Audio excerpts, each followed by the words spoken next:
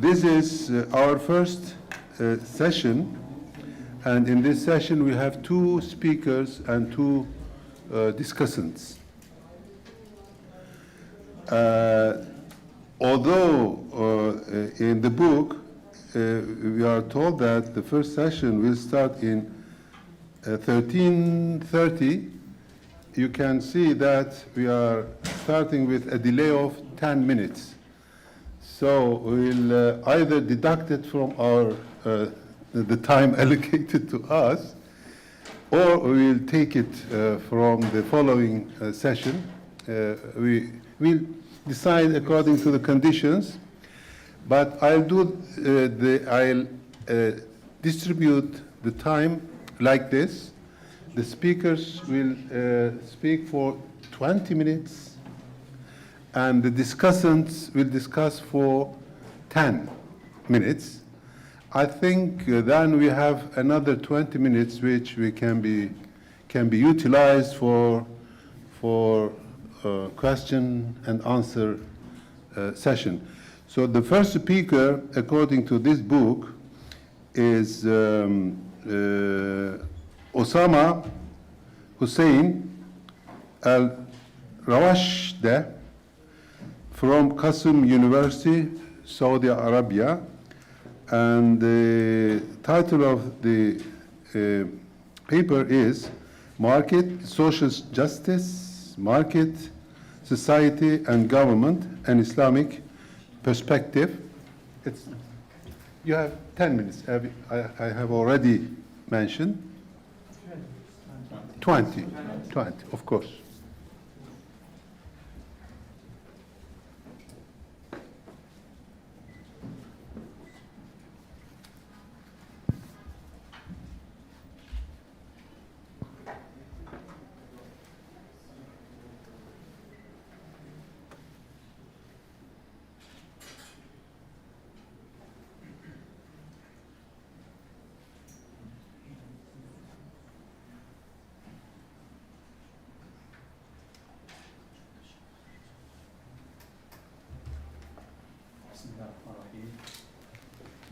والصلاة والسلام على أشرف الخلق محمد بن عبد الله عليه أفضل الصلاة وأتم التسليم.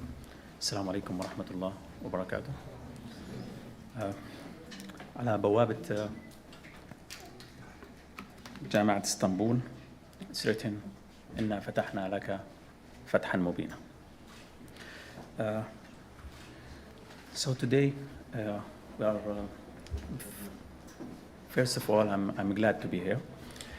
We are about to talk the social justice market, society, and government, and Islamic perspective. I am a co-author with a doctor for Prof. Dr. but due to his full engagement, he could not come. So I will present instead of him.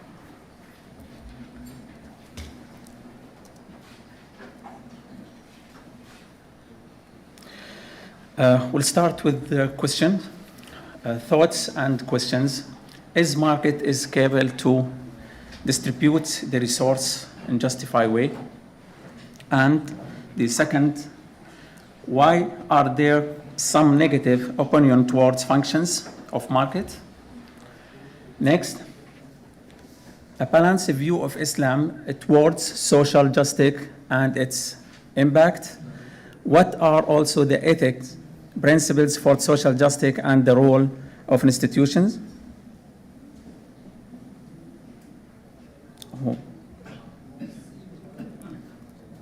More questions.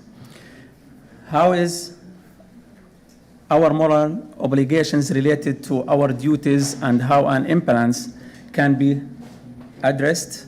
What is the Islamic response towards social justice?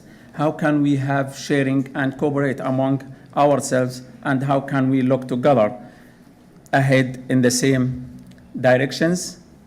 These are the questions which we'll answer in the following slides.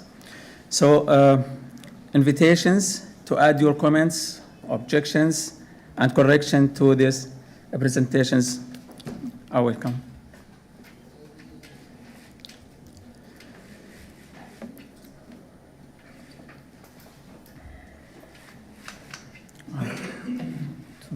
little bit small. An appeal from the current society. Social protections. Why you no exit anymore? We can see nowadays in all over the world, it's appealed somewhere, these social responsibilities, even from the private or from the government sector. It is no exit anymore. The theories, social justice, conventions view, Hayek, according to Hayek, say there can be no distributed justice where no one distributed. Novak said social justice is a virtue and attribute of individuals, or it is a fraud. Also, Brock says the role of individuals, group of people, and customs are very much important in maintaining the justice. We have two theories here. Procedural theories of justice, distributive economics theories of justice.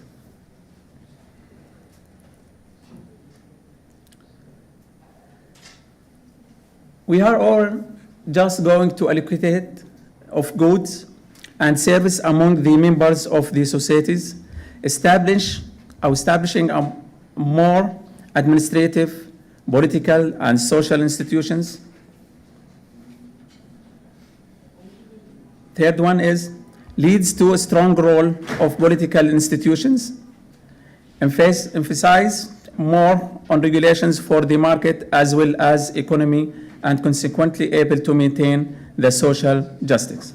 Answer also that regarding the theory, there are different theories emerge in the literature related to above mentioned discussions. Among them, Rawls's theory of justice as a fairness and the difference people, Dawkins' resource-based approach to the social justice.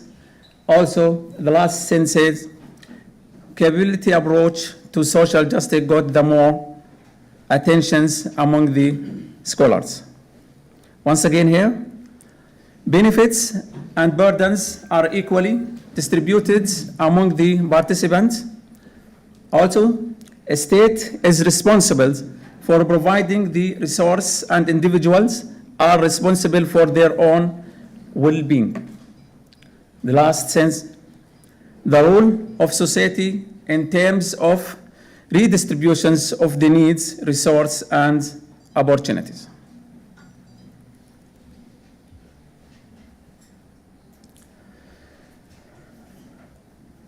Here we find social justice is an abstract term which is different and under different systems such as socialism, communism, and welfare states, and also mixtures of idea and the political project. Minago.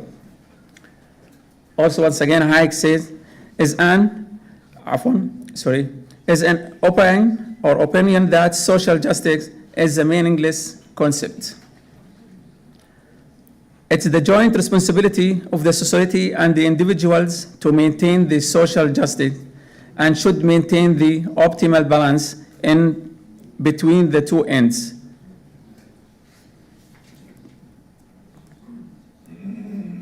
Here we can find how we can share the fairness. Is invisible hands of market sufficient? These the ones to get a job somewhere. For a fair selections, everybody has to take the same exam. Please climb that tree. I think only one, he can climb this tree, and the others, they will not climb that tree.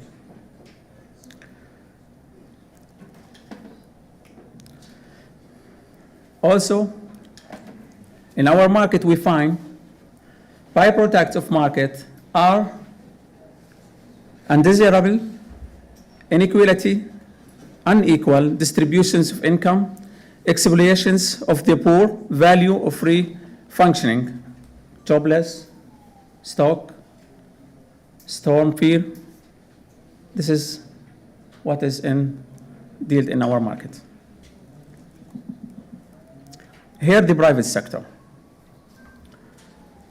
Can private sector able to produce social justice? We can imagine from this slides, see the owner of the company, how he is delicate or he's dealt with the wages or the laborers. See the employee. Income and how he can get the employee, how he can some social justice or some one of his rights. Another things, current states of the global without moral values. You just repeat with me. No, there is no income inequality. There is no income inequality. And even also, on the other side, there is, please, may I have some more? This is the private sector, how we deal with the employees.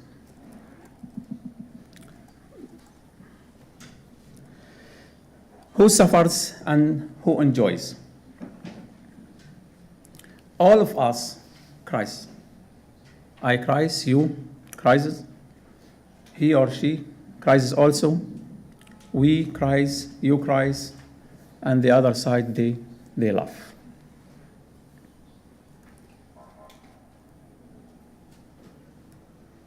Combination of markets, governments, and society without morals, there is a social justice. The government lies, the banks steal, the rich laughs. A great moral society and economy, the only solutions which gives by Islam. We found here the Islams can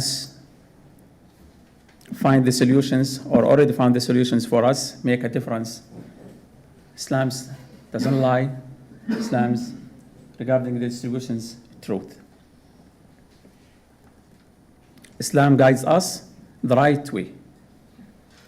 Fairness, justice, inclusions, we find opportunity, diversity. Equity, not equality, guided by the Quran and Sunnah. Every agent of economy and society are complements to each other also.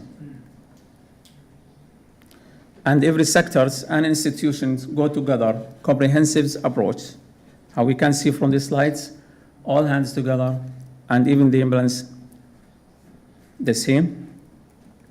Foundations of social justice in Islamic framework, caught up in 1980, absolute freedoms of conscience, the complete equality of all men, the permanent mutual responsibility of society.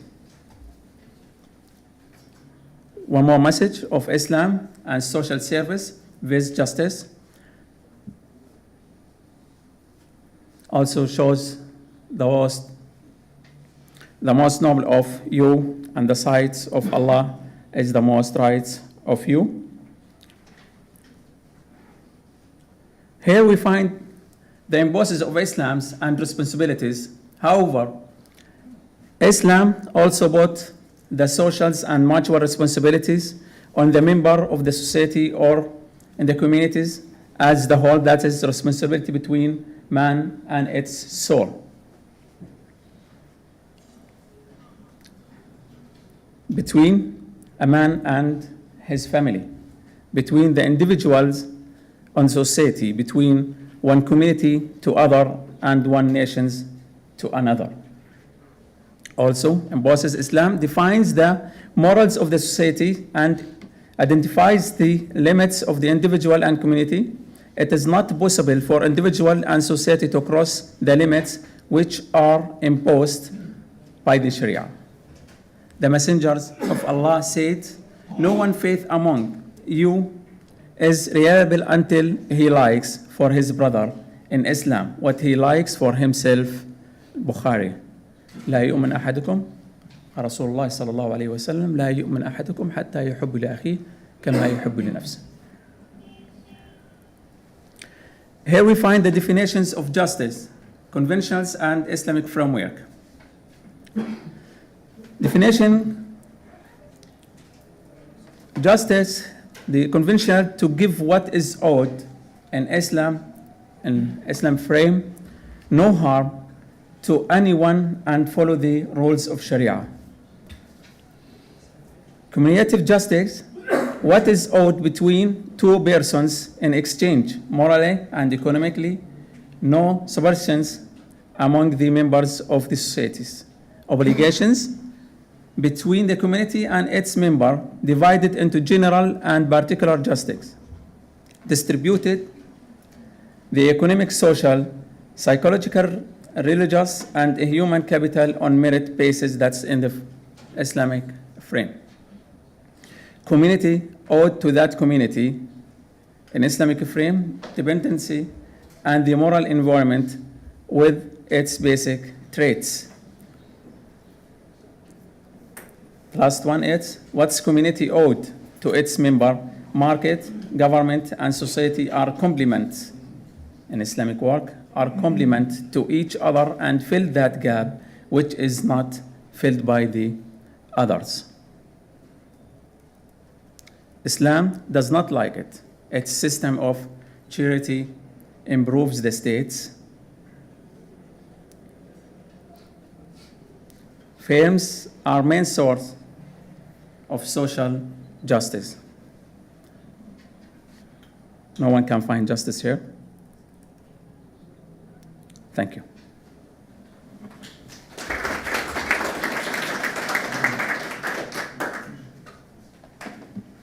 I thank our first speaker on preparing a paper to remind him that 5 minutes are left. So he finished before the time allocated to him, so he really deserves a thank. This is not to encourage you to finish earlier, but just to appreciate his performance. Thank you very much. And it's, of course, now our second speaker is Valentino Catalan from University of Florence, Italy. And his paper is Human Freedom, Market Economy, and Social Justice in Islam.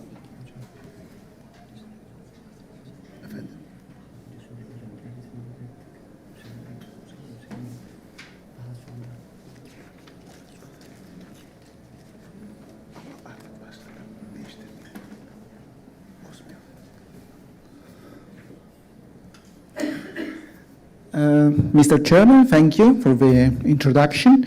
I do not know if I will follow your suggestion to keep it brief, but I will try to keep it in the 20 minutes as agreed. Thank you very much also to the organizers. I have already participated in this workshop 2 years ago, and I must say that I have noticed many improvements, so you are progressing very well, and I want to congratulate on you for this. Thank you also to combine my presentation with the one just given by Dr. Usama, because in a certain sense they match, they complement each other very well. As Dr. Usama, I am looking into market economy and social justice in Islam, but as if he has focused mainly on a systematic perspective, so according to an approach top-down, I am looking on the other side from the bottom, looking at the role of the individual in a Muslim society and an Islamic economy, focusing on the concept of human freedom. So during these 20 minutes, I will give you an interpretation of what is human freedom in an Islamic economy and how it is different from a conventional perspective. Just to give you some information, my background is in law, so I am a lawyer, but I've always worked on Islamic economics and finance, so usually I am mistaken for an economist, but I'm not an economist. And also I've usually worked on a comparative perspective, so conventional and Islamic law, conventional and Islamic economics and capitalism, one side and the other side. As I just told you, I will focus on the concept of human freedom, and specifically I will try to reply to 3 questions which are interrelated one another. And namely, which is the role of human freedom in an Islamic conceptualization of the market? To which extent is the free market economy, the conventional market economy, compatible with the notion of social justice in Islam? And the third one, which instruments can enhance wealth redistribution in an Islamic economy? In the light of this, I have organized my presentation in 2 parts. The first part is mainly descriptive. I will try to define the concept of human freedom in a conventional and in an Islamic perspective. The second part, which will try to reply to questions 2 and question 3, will be mainly normative in order to give some policy making instruments in order to promote human freedom according to an Islamic perspective in the market economy. So, moving directly to part 1, again the descriptive section. The role of contractual freedom in a certain sense is, in my perspective, of fundamental importance to understand how market economy works. And it is so important that, in my mind, all the conceptual organization of conventional capitalism can be dated back with the concept of human freedom to the famous metaphor of the invisible hand made by Adam Smith, who is considered the founder of economics as a discipline in the West. As you all know, the idea of Adam Smith is that apart from the natural tendency towards self-interest by each participant of the market, some sort of invisible hand will lead beyond his own personal intention to social prosperity. In this sense, these are 2 fundamental quotations. In his book, Adam Smith remarks how every individual necessarily labors to render the annual revenue of the society as great as he can, but in doing so, he just intends his own gain, and he is in this led by an invisible hand to promote an end which was no part of his intention. The most famous quotation is probably the second one, where he referred to the fact that it is not from the benevolence of the butcher, the brewer, or the baker that we expect our dinner, but from their regard to their own interest. We address ourselves not to their humanity, but to their self-love, and never talk to them of our own necessities, but of their advantages. Now, this quotation is probably the fundamental representation of what human freedom, of how human freedom is conceived in a conventional perspective. Human freedom, as you can see, is basically self-interest and self-love. And it is the efficiency of the market based on self-interest which leads to the growth of the market. In the light of this, the invisible hand of the market economy has led to an utilitarian conception of the unregulated market. The more a market is unregulated, the more efficient it is. An idea of a social coordination without a coordinator, and a philosophical perspective of the laissez-faire of contractual freedom, which makes, from a legal perspective, a direct link to what I have defined as the autonomous hand of the individual. On the one side, we have the invisible hand of the efficiency of the market. On the other side, the autonomous hand of the individual acting only according to his own self-interest and his own self-regulation, and leading in the end to a conceptualization of the free market in the West according to two fundamental parameters, which is the division of resources and competition among individuals in order to succeed. These are the parameters in order to lead to the efficiency of a market. Now, working on the concept of the invisible hand and linking the idea of human freedom to self-interest, at a certain point I made a move to the idea of interest and to how the self-interest leads to economic interest as a variables of a market economy, and then to debt economy. As you can see, there is a sort of logical progression from the idea of self-interest to interest as a remuneration of a capital and the debt economy. And if you take a recent book by David Graeber on the debt economy and all the deficiencies of the debt economy of Western economic thought, it is quite interesting that in the book by Graeber, we find two fundamental hypotheses. On the one side, there is an attempt of reconceptualizing the invisible hand by Adam Smith in relation to the divine providence, contextualizing the expression at the time of Adam Smith, so 4 centuries ago. But more important for our reasoning is probably that, according to Graeber, Adam Smith, in his theory of the invisible hand, made some hidden references to medieval scholars, especially to Al-Ghazali and Al-Tusi, since there are fundamental similarities among the reasoning of Adam Smith and the one by Al-Ghazali and Tusi. In particular, like Smith and this famous example of the division of labor, in the treatise by Al-Tusi, we find an idea that in order to be efficient, the labor has to be divided in different sections, and this is the turning point of the reasoning, wherefore Smith, the division of labor is the result of a natural propensity towards individual advantage, so the self-interest. For Al-Tusi, the division of labor is an extension of mutual aid.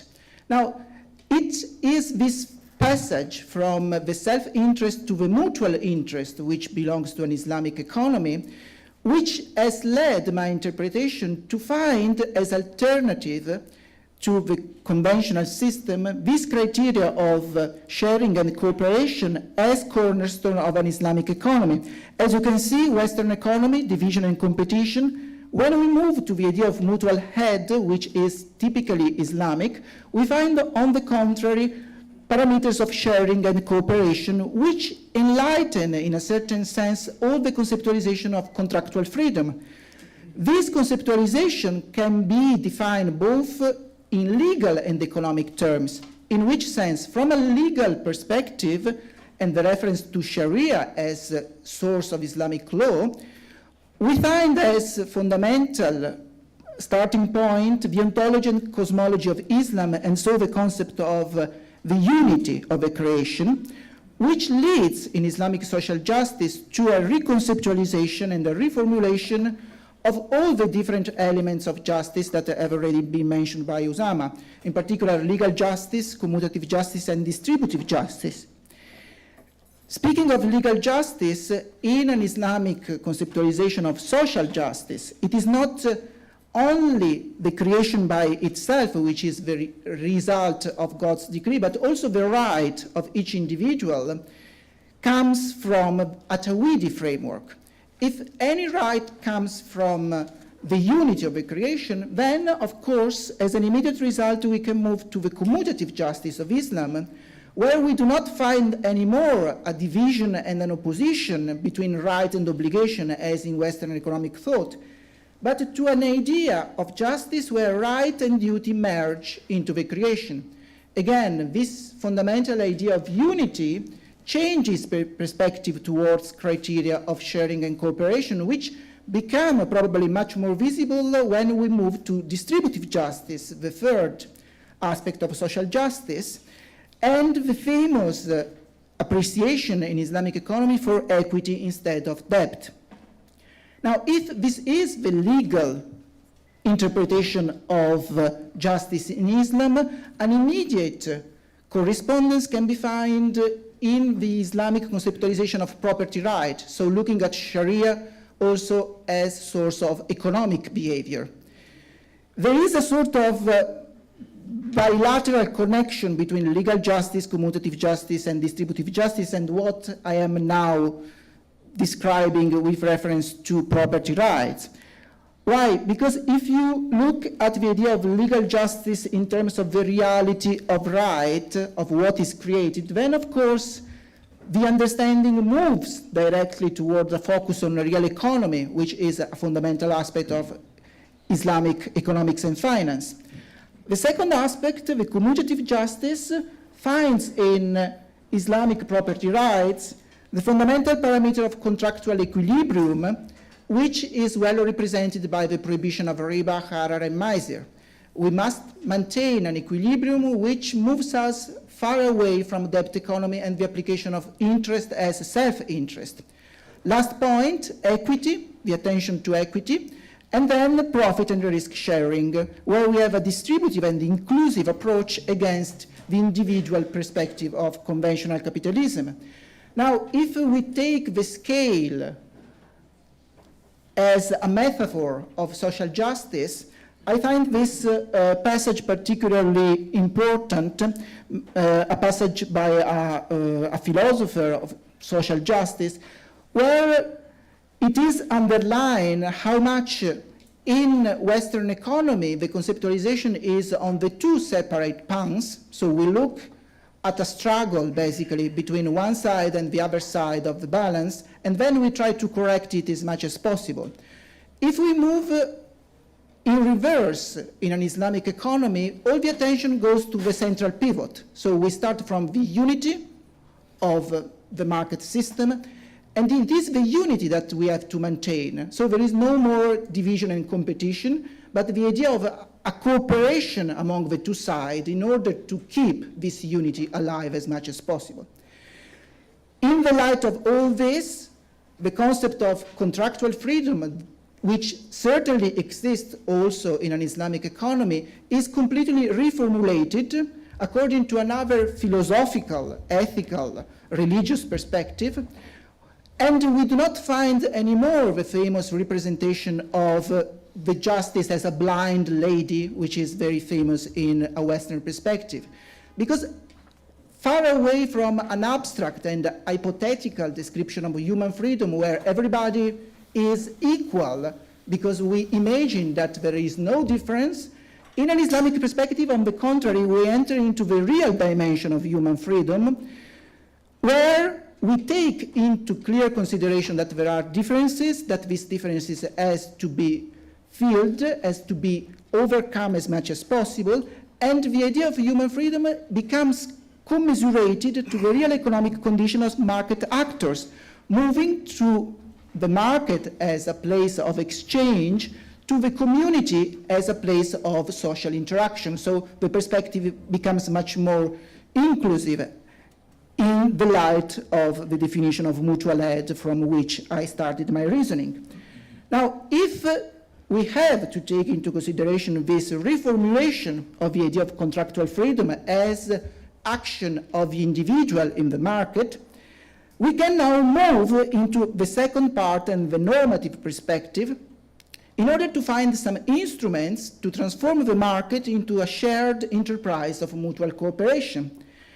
Now, in this slide, I have tried to summarize as much as possible which is the logic behind this shift, moving from the market to the community development, from the growth as a criteria of efficiency to the development as a criteria for social improvement.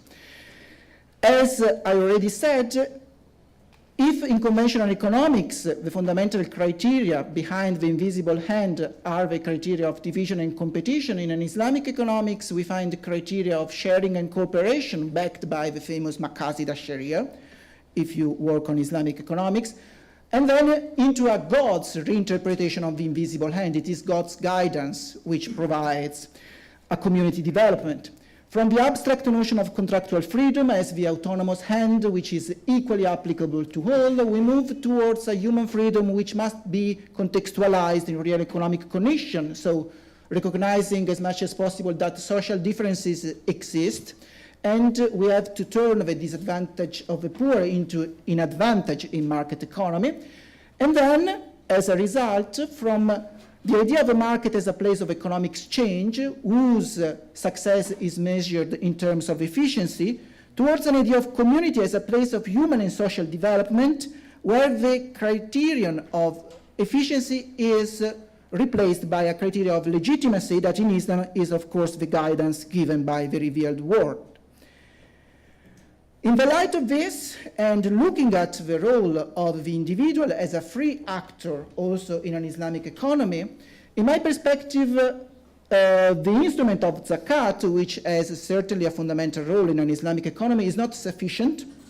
Of course, it is part of the framework, but it has been to combine also to other instruments, which cannot be found simply by a reformulation and a readaptation of the capitalistic model, in order to promote a community-based development. At the same time, the second side of the slide, we should not look only to Islamic law and to the application of formal rules taken from the Sharia tradition as it is made today from a strict legal perspective. On the contrary, it is the implementation of different possible strategies of financial inclusion towards which our intention and attention should go. In this slide, I just provide you with a list of this possible strategy, which goes from the improvement of retail banking towards local communities, microfinance, the use of Islamic project finance to promote local development. Also today, Sharia-compliant crowdfunding, which is an instrument which is having growing popularity today. Looking at the global sukuk market as the Islamic capital market, I do think that the improvement of the efficiency of the market is insufficient by itself, because all this capital should be channeled as much as possible into Waqf institution, in order to promote, as in the past, local development. So the rediscovery of the Waqf as an instrument to promote at a local level the new development of the individual, okay, which is something completely different from the global market of sukuk and its efficiency today. Within this framework, of course, we should also rethink the role of Sharia scholars, which are now involved only in the preliminary phase of the structuring of Sharia-compliant products. In which sense? In the sense that certainly Sharia scholars today have a fundamental role in guaranteeing the Sharia compliance, but we should also look at the substantial social impact that this product have in the market. So in this sense, I do suggest that the Sharia scholars should also be involved in the second step in the report of a social impact, so having a monetary function on the substantial result of Sharia products. And in this capability to link financial growth and community development, they should also be considered accountable for their role. So it is not only the certification of Sharia compliance, a role for Sharia scholars, but also the substantial impact in the market of this product. To conclude, which distance today which kind of distance today we can postulate between the market and the community, and the visible hand and the guidance of the revealed word? In order to stress this distance, so from the conventional to an Islamic perspective, I do think that also a reference to Islamic ethic in classical theology should be considered valuable. And in this sense, I reported here a quotation by Stelzer, where it is clearly said that in Islam, a human being does not exist before the law, or better, it can be understood as an ethical being in action only as a particular manifestation of a divine word by way of the word. So the human being is basically the agent of God as witness of the divine word. And in this sense, as a conclusion, we should say that in Islamic economy, we do have human freedom, but this freedom exists only within the unity of the creation, with all the consequences that I have formulated before, where men are constituted by way of the divine word, and participate in the market by sharing resources in a venture of cooperation aimed at community development. This is my attempt to summarize all this idea. As last remark, and maybe we can discuss this question later on, how much does this shift from the visible hand to God's guidance has been realized today? I do think that still today we have fundamentally two issues at stake. The first one is the persistence of a market-oriented approach also in Islamic finance, where everything is concentrated on the efficiency of the products rather than on the legitimacy of the human action, thus maintaining a disconnection between the abstract human freedom and the real distributive justice of community development. Speaking of community development, and this makes an end and makes a link again with the presentation made by Dr. Usama, we do have in community development also a role for governments. Governments of Muslim countries should be in charge to promote a community development, which of course is linked to issues, to open issues of democracy, of political participation, of civic empowerment, and the need for a stronger governance of financial institutions in Muslim country, which of course represents probably the frame where an Islamic human freedom can be actively performed. Thank you very much for your attention, and I hope to receive some comments on this. Thank you.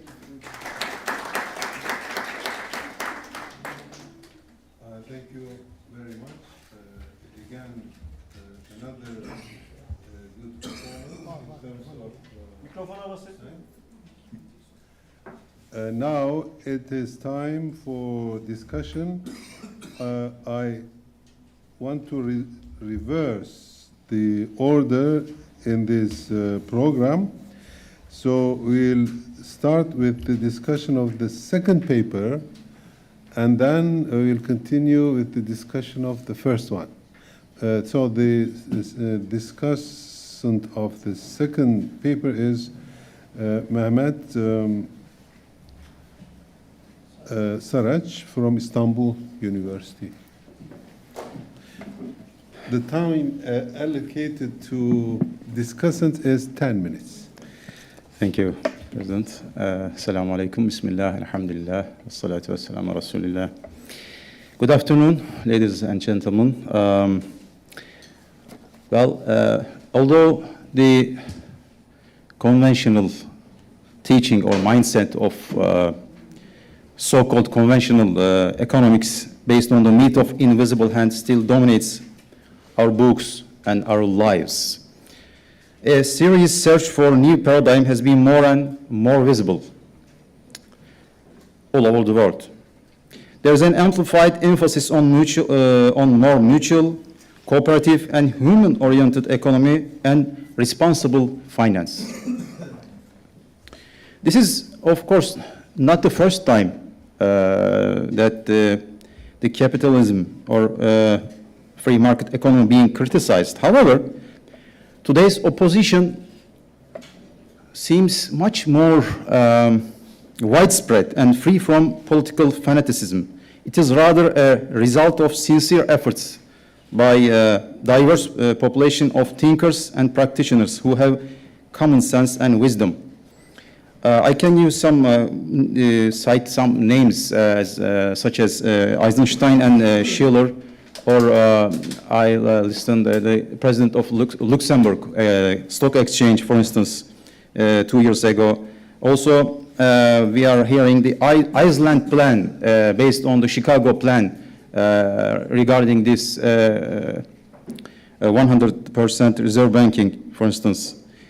Well, it is obvious that the Islamic teaching and experience qualify as the ultimate and most concrete resource to the conceptualization and theory building process towards new paradigm. Dr. Catalan's paper provides a very good contribution in this sense. My involvement to this discussion of this paper is also a nice coincidence, because we have been discussing Professor Cengiz Kallek's book, Social Wealth, the relationship between state and market in Islam, especially with my doctoral students.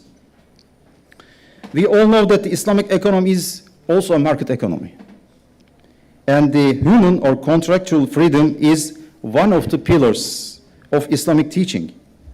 This is where perhaps the most challenging point as to how we construct a distinct framework and theory.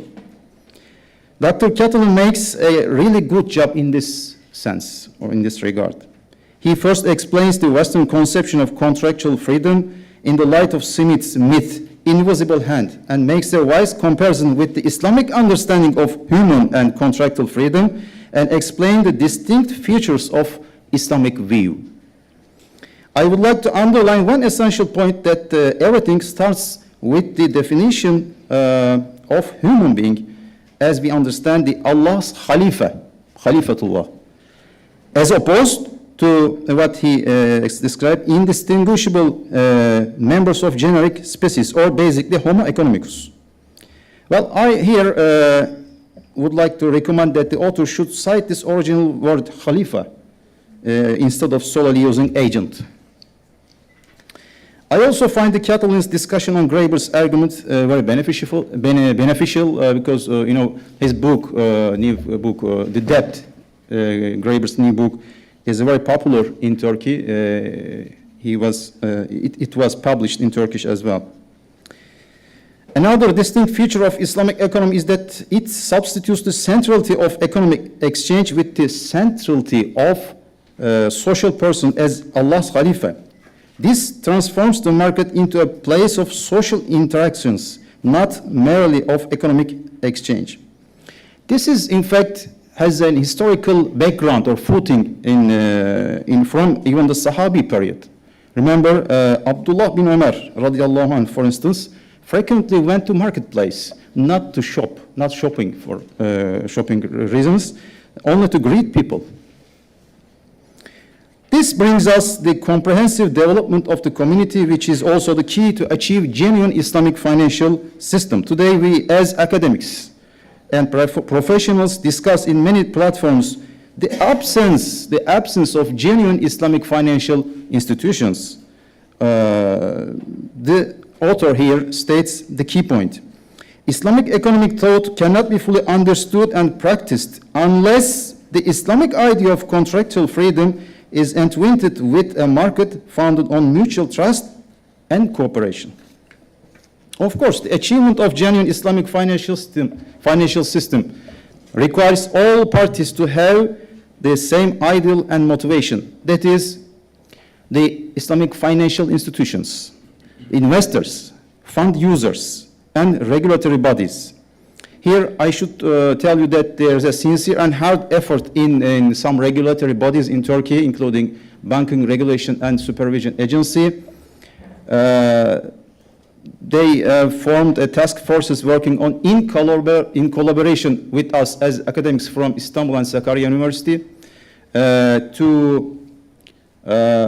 on some regulations to transform the Islamic financial sector industry into more mutual, cooperative, and risk-sharing finance platform. To conclude, I repeat that this paper provides a sound building blocks in the conceptual framework of Islamic economy. Now I have some small recommendations. It would be better to develop a proper connections to the divine texts namely Quran and Hadith, when necessary. Second, he should provide proper exemplifications from historical experience from Islamic economy from Prophet's sallallahu alaihi wasallam's time to Ottoman's experience. And finally, I would recommend him to consider or evaluate Professor Esat Zaman's practical solutions, perhaps in the next work. That's all. Thank you.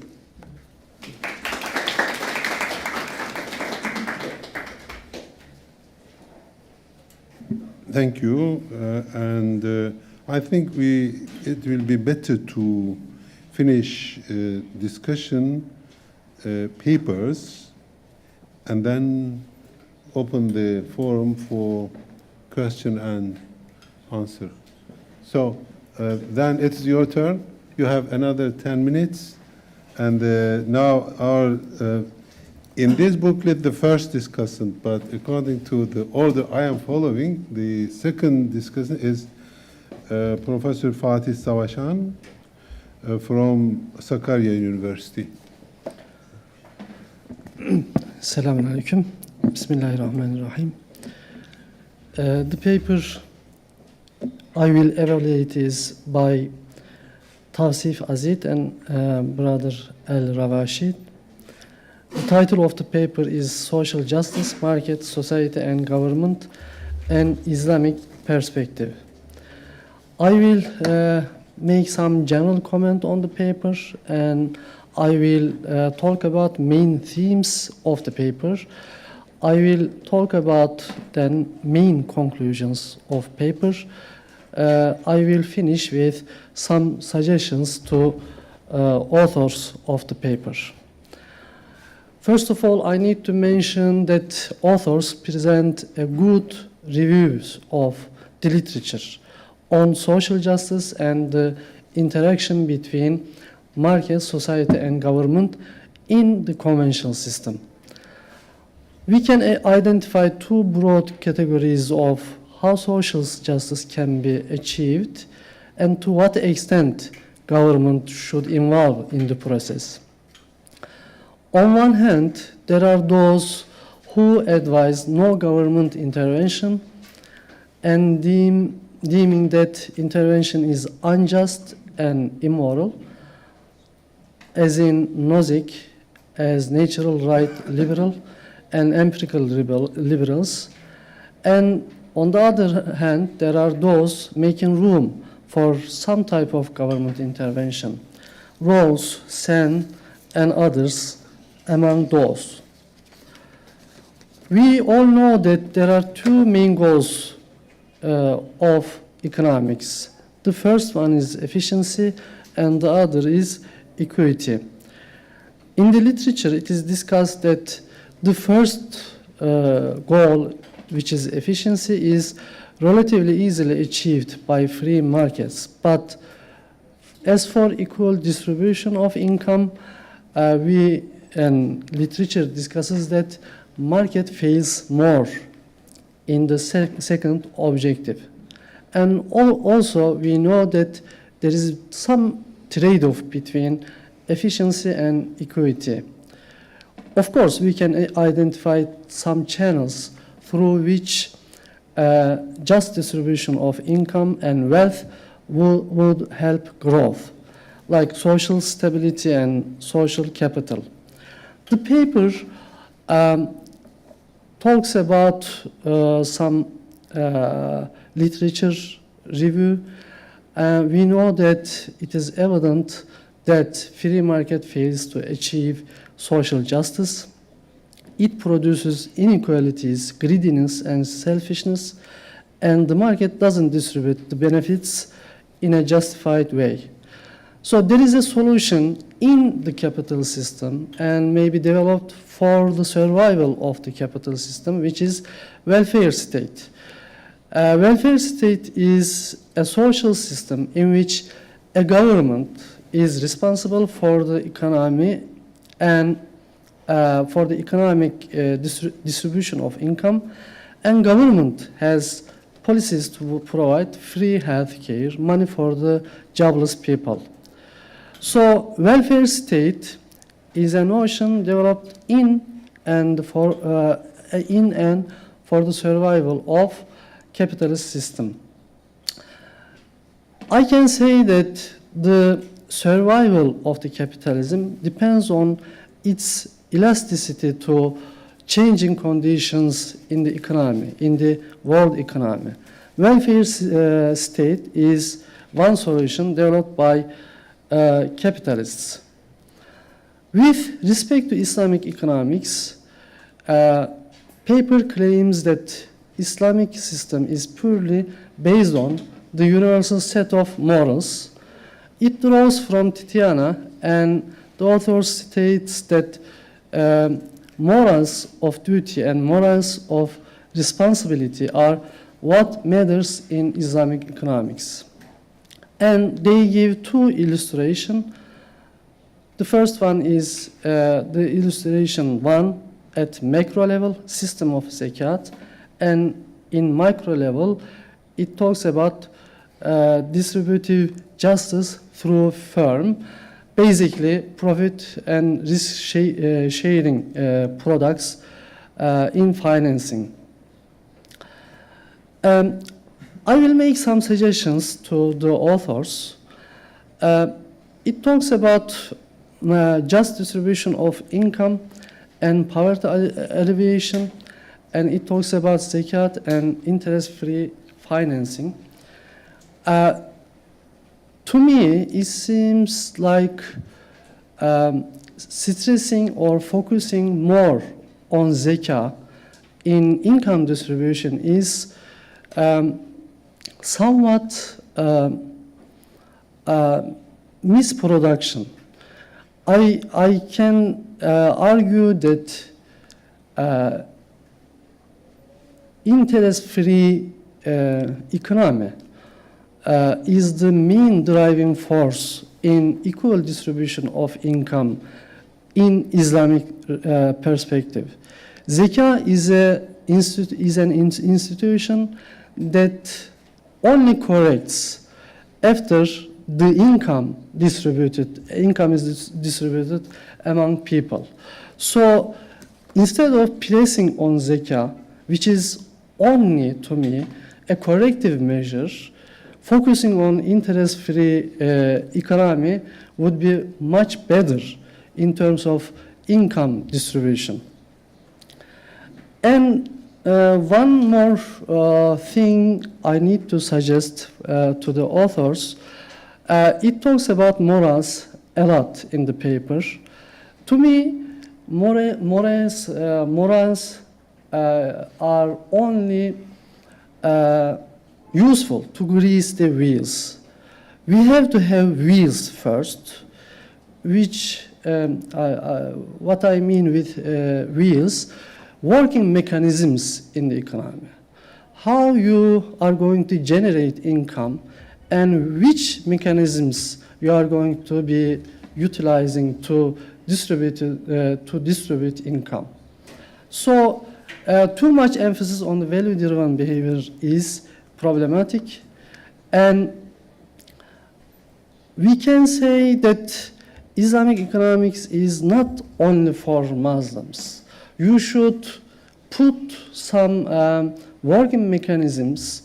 You should claim that Islamic economics can help solving problems in non-Muslims, for non-Muslims problems as well. So Islamic economics should broaden the perspective. It should move to non-Muslims as well. And when we press on moral a lot, then we put a scenario like we will have angel-like people, angel-like individuals, and then Islamic economics will work. I think this is not the way. So we will have some people who misbehave and some people will behave better. But you have to have working mechanisms, you have to have mechanisms that control everybody, whether they behave Islamically or un-Islamically. Then, on top of that, if people behave Islamically, it will be even better. So you have to put mechanism first, then expecting that people are angel-like people, then the system will work better. Of course, from the paper, I can say that it focuses on zakat, but there are other nations or there are non-Muslims, they give a lot of charity. So we should make some distinctions, and also we should talk about some resemblance between other charitable activities and zakat. The paper can talk about the difference and similarities between other charitable activities and zakat. And one more point maybe, which is important to mention, the paper misses government part. The title suggests that social justice, market, society, and government, an Islamic perspective, but I don't see how government involves in this zakat and other illustrations in Islamic perspective. How far can government go? What size the government should be? And we know that programs aiming poverty alleviation have some setbacks. For example, the rich might substitute leisure for work, and poor might prefer not to work for little income he can earn. So we should take care of these problems. Of course, we know that zakat reduces asymmetric information that government faces in poverty alleviation programs. This is an important feature of zakat, of course. We know that also zakat reduces the transaction cost, but as income and urbanization go up, increase in Islamic societies, there are some institutions established to distribute zakat funds. So we know that government has some asymmetric information problem. Together with those institutions, zakat institutions, we know that zakat system will have some troubles with respect to asymmetric information. So we should talk about these issues as well when we talk about how zakat and interest-free system can distribute income. And also, maybe the paper to connect social justice with government and zakat, the paper should talk about how zakat should be interconnected to the social transfer system and taxation policies of income. So these are suggestions I can make with respect to paper. As I said, paper reviews conventional system very well, but to me it seems like it has some deficiencies with respect to how Islam can solve those problems. Thank you.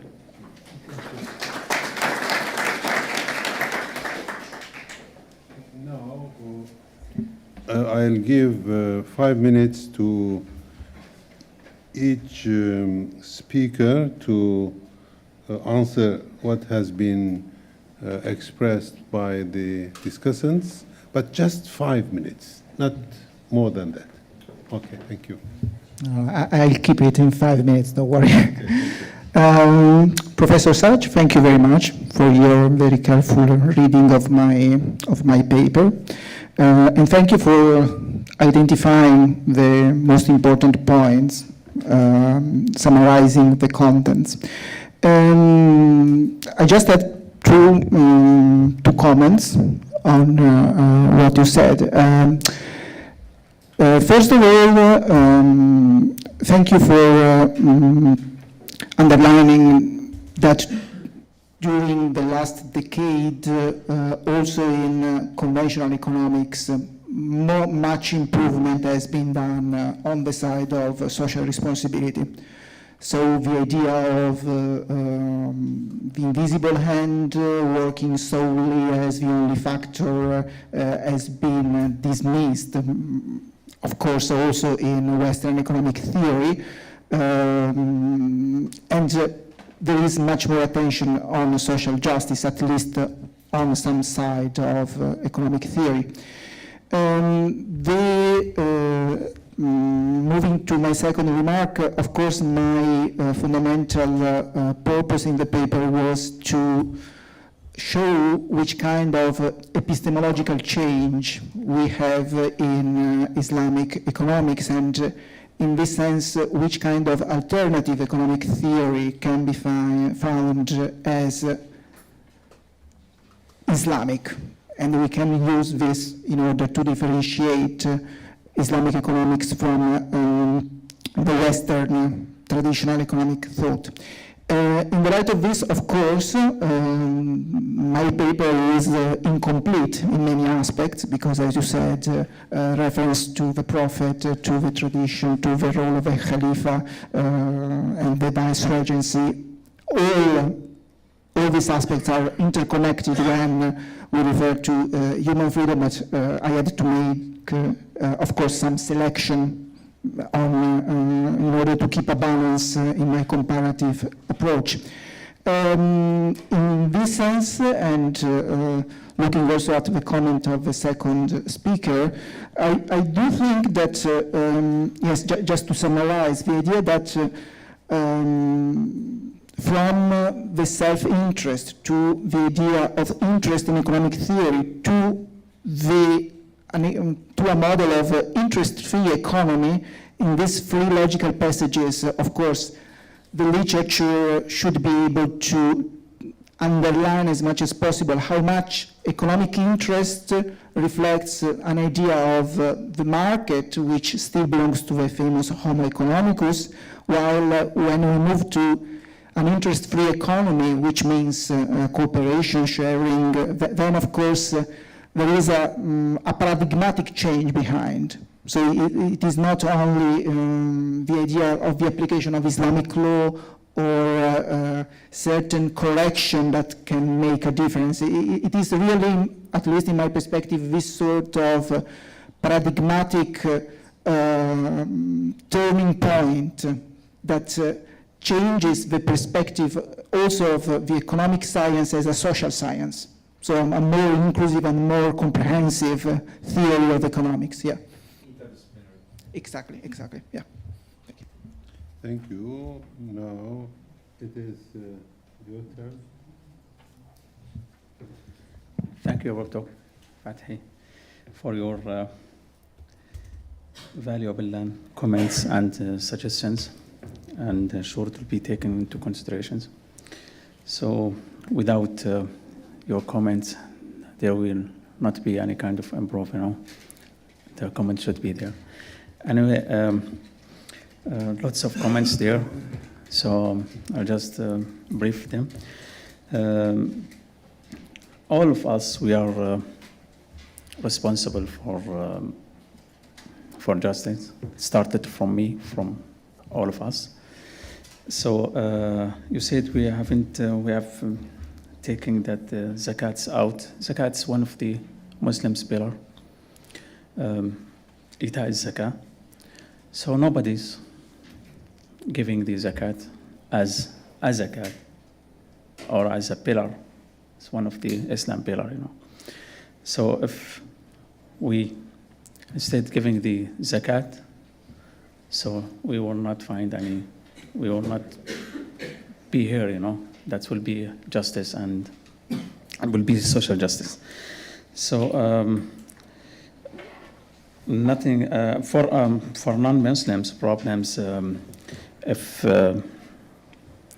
there will be justice in Islam, that will be obligate for the whole Muslims or non-Muslims. So once again, many thanks for your suggestions and comments, and will be really taken into consideration. Thank you very much. Bye. as you can see, I am a very lucky session moderator. Everybody is keeping to the time allocated to them very nicely. And although we started a bit late, we'll be able to finish in time. But I just want, normally moderators take some time to give an informal paper. But this moderator will not do that. But I'll just try to make two corrections. I had a talk in the morning session, and I said one thing that may have caused some misunderstanding. I said something about the name of what we call Islamic economics. I have no problem with the English term used for Islamic economics. Islamic economics is okay. But in Turkish, we say İslam iktisadı. If you translate it into English, you will say economics of Islam. So it will not be Islamic economics, but it will be economics of Islam, which is not correct. Here we are not doing economics of Islam, but we are doing Islamic economics. So economics of Islam can be done, can be tried, but it is quite a different thing. So, but everybody who is working in the field of what we call Islamic economics in Turkey are aware of this. They are not doing economics of Islam, but they are doing Islamic economics, but still the name is not correct. This is what I wanted to express in the morning session. I think now the situation should be clear, because miscommunication is always there. But I want to make one recommendation for the reading list of Islamic economists. They normally, all of us are educated in the Western tradition. So we are educated or trained in the liberal tradition with its classical, neoclassical, and Keynesian versions. So we are educated, we are trained, brought up within liberal tradition, one can say. Sometimes we try to balance this or counterbalance this with a reading of Marxian economics, but it is just the opposite side, and it is not quite useful. I would recommend to put another name on the reading list, which is Karl Polanyi. I would recommend everybody who is working in the area of Islamic economics to have a good reading of, or satisfactory reading of, Karl Polanyi. And of course, nothing will make up for a satisfactory reading of Islamic sources. Normally, Islamic economists, those who work in the field of Islamic economics, are not quite aware of classical Islamic sources. They just take one ayah and take some hadith, and this is all the equipment, and they try to do their work with this. This is not enough. This should be there. This is necessary, but is not sufficient, because we have a history of 1400 years, and it hasn't been experienced for nothing. And if we are not able to utilize an experience of 1400 years, this means that we are not doing good things. So satisfactory familiarity with classical Islamic sources is also, must also be there. But of course, this is something that is not easy to achieve. So, but just to remind that what we are doing should be there. but it should be supplemented or complemented with some other things. Now, we have 5 minutes left for question and answers from the floor. It's okay, it's your turn. You can ask either the speakers, main speakers, or you can ask the discussants. Okay, please. Thank you. My question is for Valentino. The question is why... Thank you. Thank you. My question is for second presentation. Why do you not emphasize the particularity of private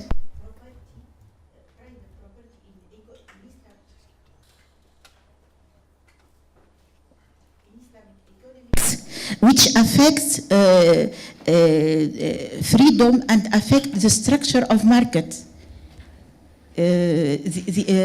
Because we know that property is limited in time in Islam, and also it is limited by the collective property. Thank you. Yes, I would reply as I said to Professor Sarach. I had to make a choice. I mean, when I started my paper, and I told you I have a legal background, I started by reviewing the different opinions of the schools of law, looking at the idea of human freedom in the Hanbali, Maliki, Shafi'i. Of course, this could be an approach, but looking at this workshop as an economic workshop, I thought to myself, no, this is not relevant, or this is not what I want to say. So I prefer to focus on the epistemological foundation of the idea of freedom in conventional and Islamic economics. You are totally right. I mean, the concept of mal, the function of mal in the society, so the idea of how property rights are in the market is certainly valuable, and I totally agree with you, but it would be another paper for the next time. Thank you.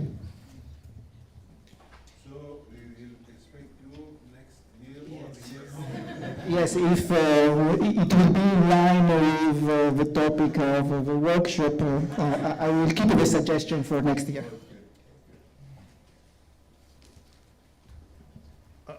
Okay. Hocam sorum size olacak affınıza sığınarak. Bana mı? Evet, müsaade Ben buyurursanız. şey değilim ki. Peki. Hani İslam ekonomiksin karşılığının Türkçe'de tam belirttiniz mi, yoksa sadece şu anki İslam iktisadını İngilizce'de Economics of Islam diye çevirdiniz? Evet. Türkçe'de İslami iktisat. İslam- Türkçe bana göre Heh, doğru. doğru isim İslami iktisattır. Zaten Islamic Economics'i çevirin Türkçe'ye, İslami iktisat olur. Eğer İslam iktisadını İngilizce'ye çevirirseniz Economics of Islam demeniz gerekir. Ya da İktisadul İslam demeniz lazım Arapçada. İktisadul İslam demeniz gerekir. Hiçbirisi, şimdi bak Economics of Islam'da ne yaparsınız biliyor musunuz? Economics of Islam'da İslamiyeti iktisat perspektifine koyarsınız. İslamiyet ekonomik bakımda nasıl bir performans sergileyebiliyor? Bunu görmeye çalışırsınız. Yani çalışmanızın konusu iktisadi açıdan İslamiyet'in incelenmesidir. Halbuki İslami iktisatta durum tam tersinedir. Siz iktisadı İslam perspektifine koyuyorsunuz. Burada tam bir perspektif var, çevrilmesi var. Yani İslami iktisatta perspektifiniz İslam'dır. Siz iktisat alanını İslami perspektife yerleştirmektesiniz. Halbuki İslam iktisadında eğer kelimenin etimolojinin anlamına sadık kalırsanız, sizin iktisadı esas alıp İslamiyet'i o perspektiften incelemeniz gerekir. Ki kimsenin yapmak istediği Türkiye'de bu değil, biliyoruz. Galiba problem biraz da bizim geçirdiğimiz bu Türkçemizle ilgili badirelerin bir sonucudur maalesef. Bizdeki bu aidiyet uzatmalı ekinin Türkçe ile ilgili, yani bununla ilgili geçirdiğimiz bu safahatın bir menfi sonucu galiba. İşte Türkçe'de bu ek yok. Bazı aşırı Türkçecilerin böyle bir temayülüyle aslında bu ek yoktur. Biz ikinci kelimenin sonuna o ı'yı ya da i'yi eklemekle o anlamı veriyoruz gibi bir iddianın sonucu maalesef yani böyle bir Yok, görüş. bilelim, ya kullanırsak yine kullanalım. Ben diyorum ki yani hani ne diyor, şaz derler değil mi? Galat-ı meşhur. Galat-ı meşhur olarak kullanılsın. Ona kimsenin diyecek bir şey yok. Ben yani şöyle bir davam yok. Şu ismi değiştirelim, İslami iktisat yapalım gibi değil. Ama kullandığımız şeyin yanlış olduğunu Türkçe'de bilelim. Buna rağmen kullanırsak kullanalım tabii. Problem yok.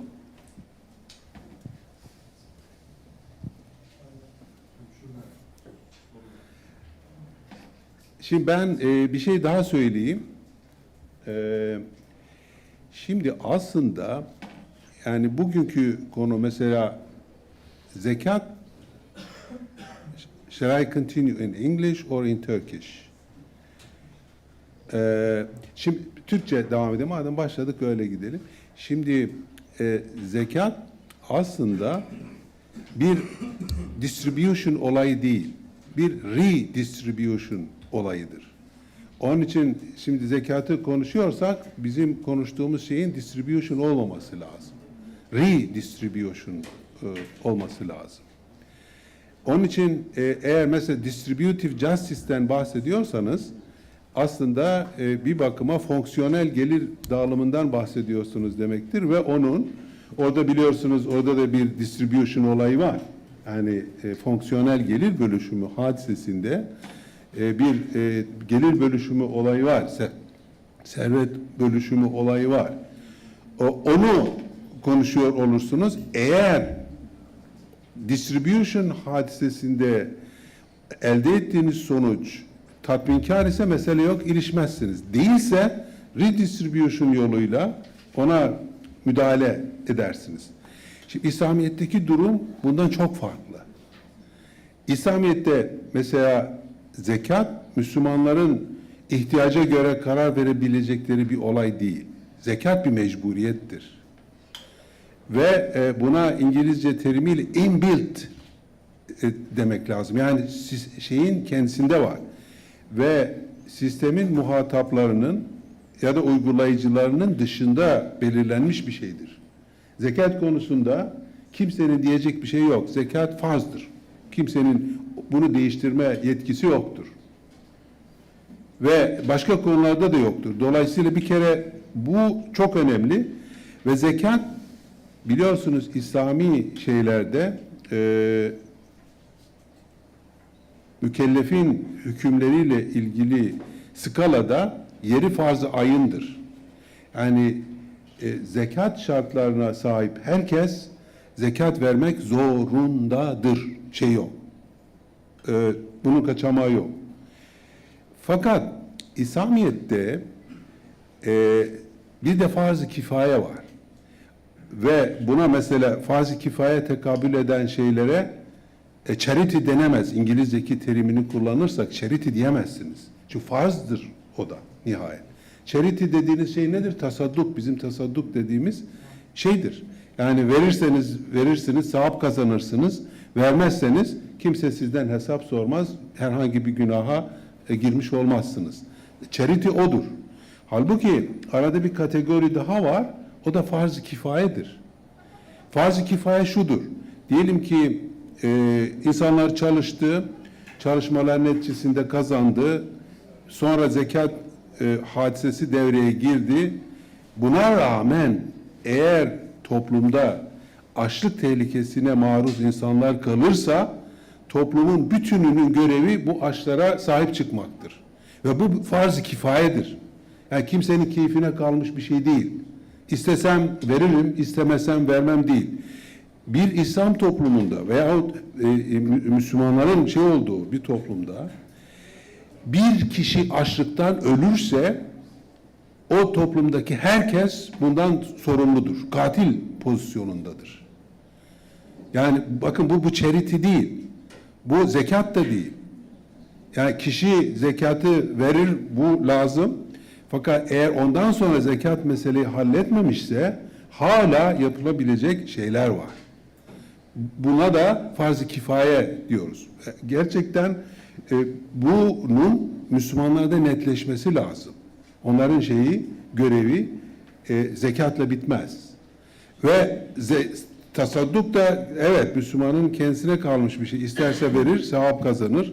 Vermezse herhangi bir şey olmaz, bir sorumluluğa yol açmaz.